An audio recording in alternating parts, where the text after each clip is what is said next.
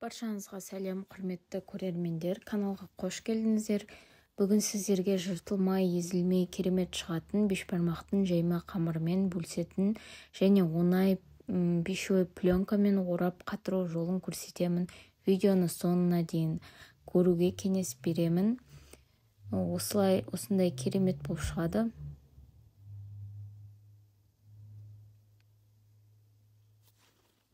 Жайма қамыр үшін бізге салқын 200 грамм су, 2 жұмыртқа, 2 ас қасық сұйық май және 10 грамм тұз керек. Осы ингредиенттерді алдымен жақсылап араластырып аламыз. Тұзы ерігенше.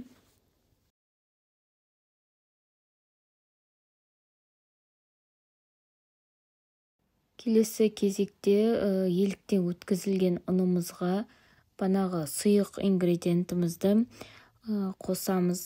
Ұнымыз міндетті түрде жоғары сұрып болуы керек.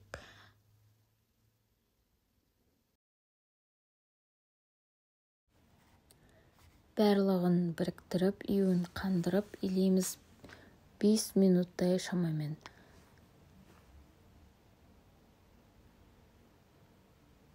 Жақсылап біріктіріп алғаннан кейін қамырымыздың салмағы шамамен 900 граммдай болады.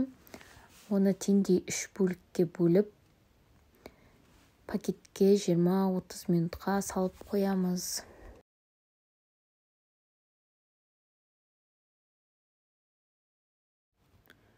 Одан кейін 20-30 минут тұрған қамырымызды видеодағыдай қайттан илеп, қайтадан 20-30 минутқа қойып қоятын боламыз.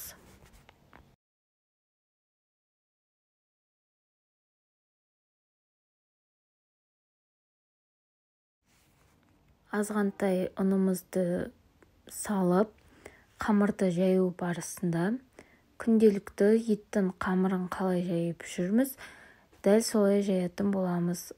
Қамырдың тек екі шетін басып, ортасын қатты баспауға кеңес беремін. Сонда қамырымыз өте әдемі дөп-дөңгелек болып шығады.